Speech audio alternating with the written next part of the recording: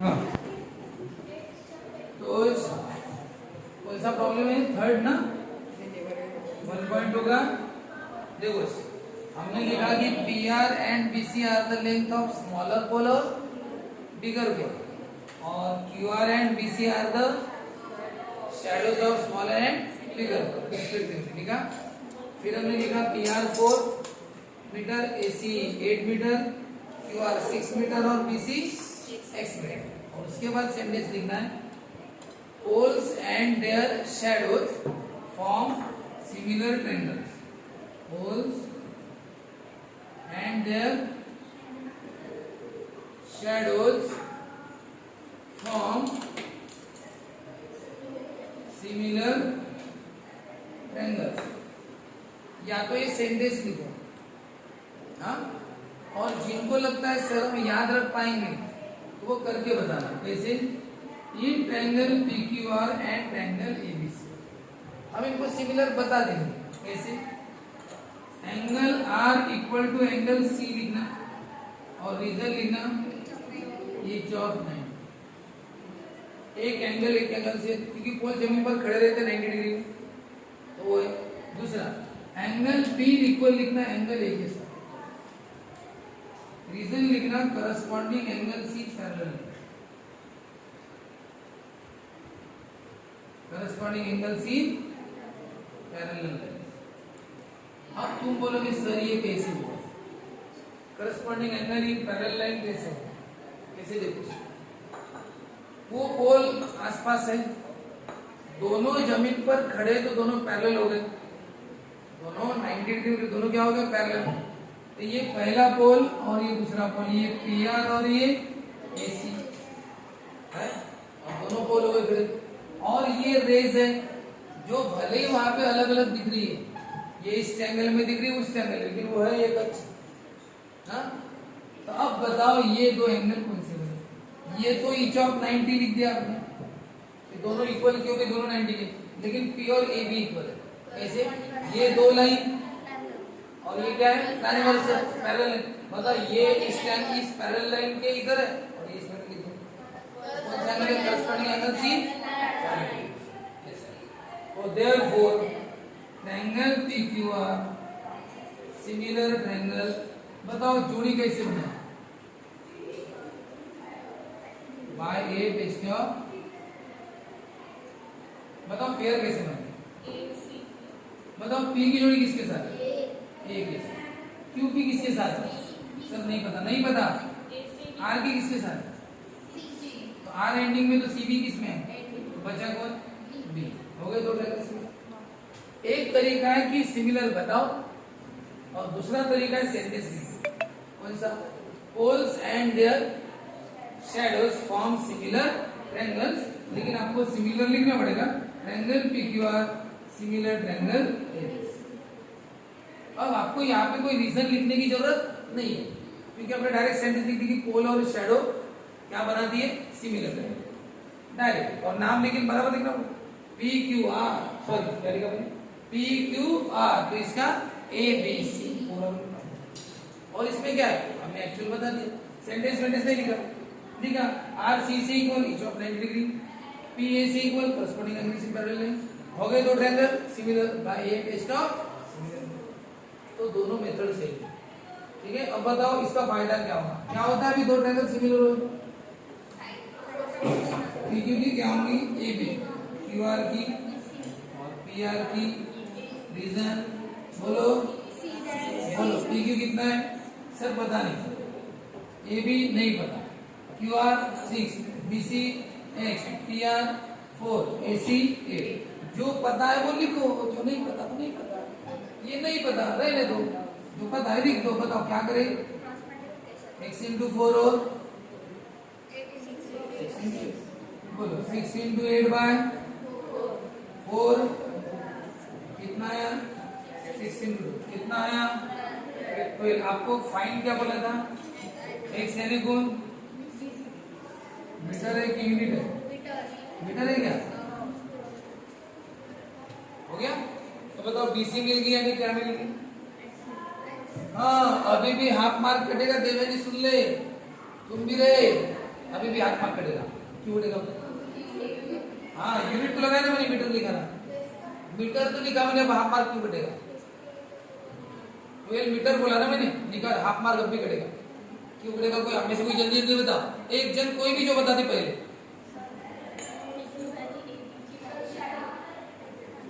PQ और AB की मैंने पूछा ही नहीं, पीक्यू और एबी का पूछा ही नहीं तो निकालने में क्या फायदा? हाँ लिखा ना, एक्स की वैल्यू 12 यानी 20 लिखा।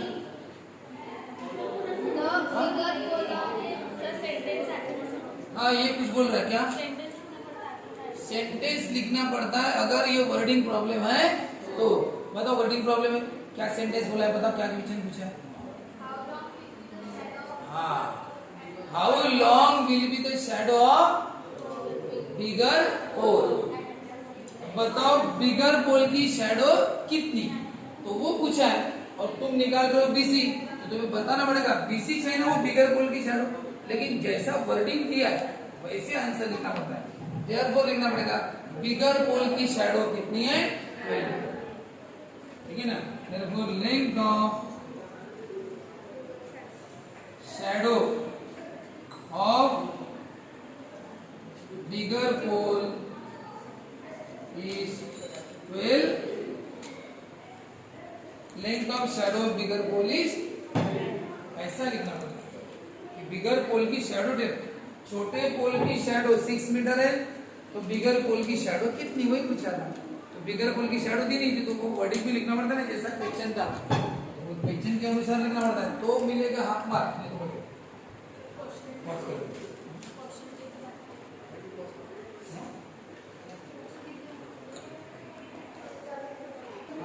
नाही हे प्रोजेक्ट नाही, हे दिलेलं आहे प्रोजेक्टच्या समोर काय ते बघा,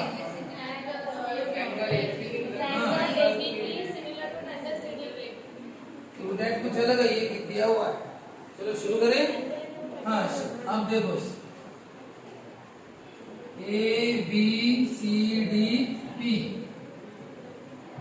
हाँ A B parallel C D, prove that triangle ABP similar triangle CD। हाँ इधर भी prove that क्या है? prove that क्या triangle similar triangle। हाँ देखो फिगर सेम चालू है, बहुत चांगला समजून घ्या। फिगर सेम, नाम सेम, दोनों का prove that भी सेम है, लेकिन इंफॉर्मेशन अलग अलग दी है। इसमें आपको दो रेशो सेम दिए हैं और इसमें आपको पैरेलल दिया है। अब बताओ सिमिलर बताने के लिए हमारे पास टेस्ट है। पहले हम इन ट्रायंगल का नाम लिखते हैं एबीपी एंड ट्रायंगल सीडी, ये तो ट्रायंगल का नाम लिखते हैं। अब सर इनको सिमिलर बताना है तो टेस्ट है पहली ए टेस्ट। बताओ कौन सा एंगल से इक्वल है, बताओ कौन सा एंगल? 1 2 3 एंगल, इसके 3 एंगल, इसका गारंटी से पता है कौन सा इक्वल है? पी। नाम बताओ पी का, ए पी, और इसके पी का नाम D P C. Reason vertically opposite. आपने जो ट्रिपल सी ट्रिपल ए जीओई में से आपने एक रीजन लिखा ओ, ओ यानी क्या होता है? Vertically opposite. बताओ और कौन सा एंगल इक्वल है? ए एंगल किससे इक्वल है? रीजन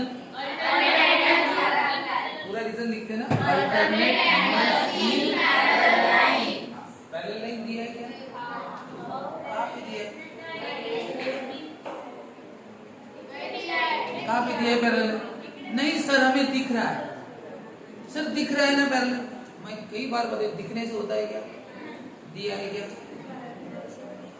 फिर आप यहाँ पे ए एंगल सी से इक्वल लिख नहीं। आप ये प्रॉब्लम कर रहे हो, उधर मत देखो, प्रॉब्लम ये चालू है ना, फिर ध्यान किधर चाहिए आपका?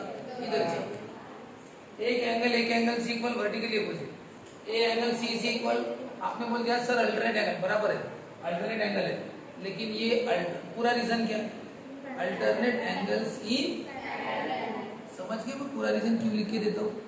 Alternate angles in parallel lines, क्योंकि आप लोग क्या करते हो ए और सी अल्टरनेट एंगल को इक्वल लिख देते हो और सामने रीजन भी लिखते हो अल्टरनेट एंगल।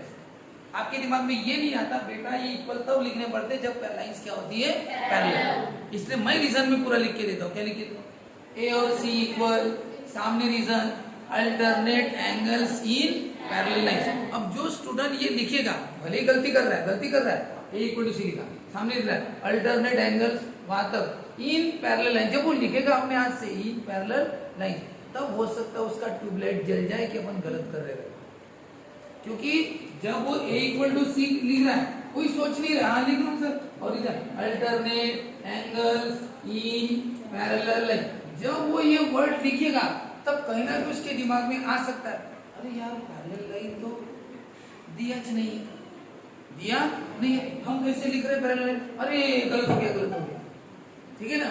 तो फिर वो मिटा देगा और वो गलती सुधर जाएगी कि भाई वो हो नहीं सकता पैरेलल DH नहीं। तो ए और सी और बी और डी अल्टरनेट एंगल है लेकिन आप इक्वल नहीं लिख सकते, तो सर फिर ए टेस्ट लगेंगे नहीं? हाँ नहीं लगेंगे ना, क्योंकि ये का एंगल इक्वल है, दूसरा एंगल इक्वल DH नहीं है, कोई भी कारण नहीं लग रहा है, GOE triple C triple A कोई कारण नहीं, तो फिर इसका मतलब ए टेस्ट कैंसिल।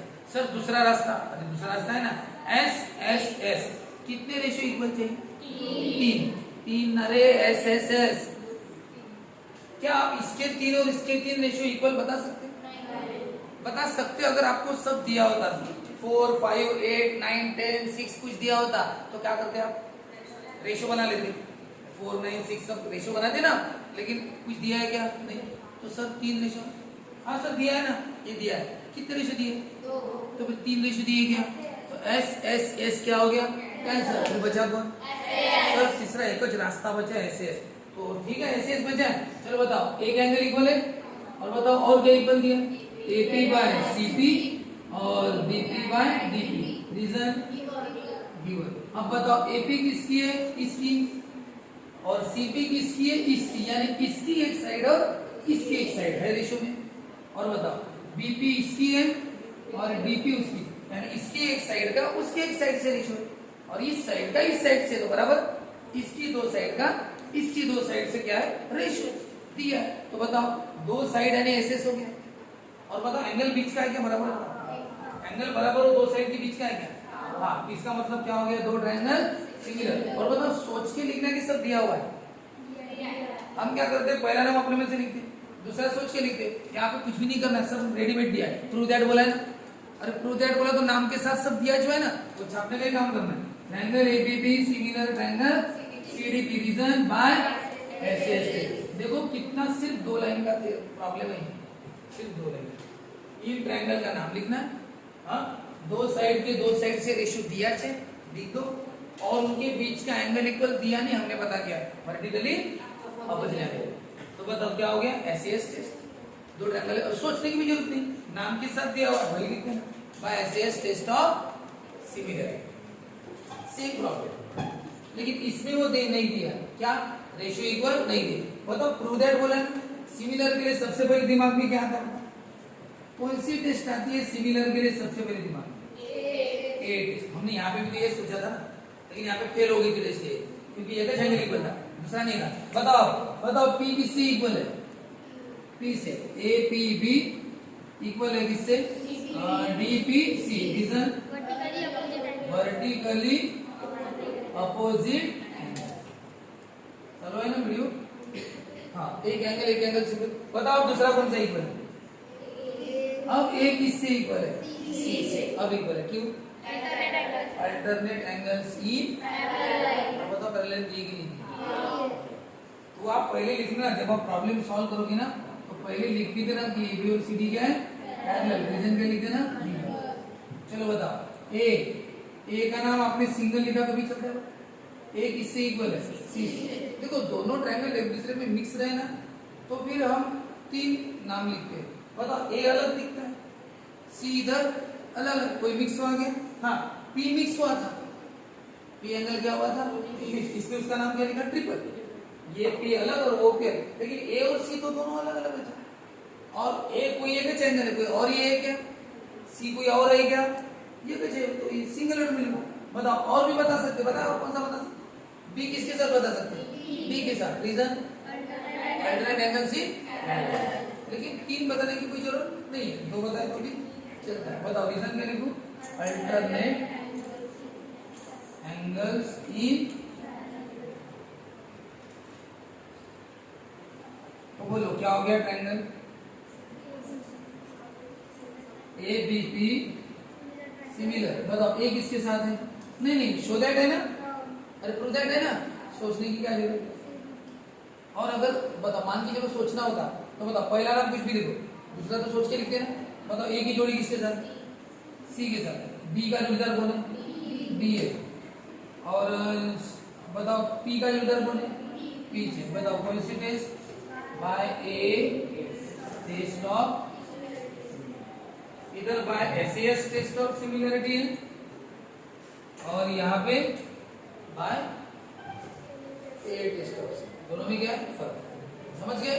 फिगर एक प्रूव दैट एक सब, लेकिन तरीके अलग अलग, तो दोनों नोट करो, दोनों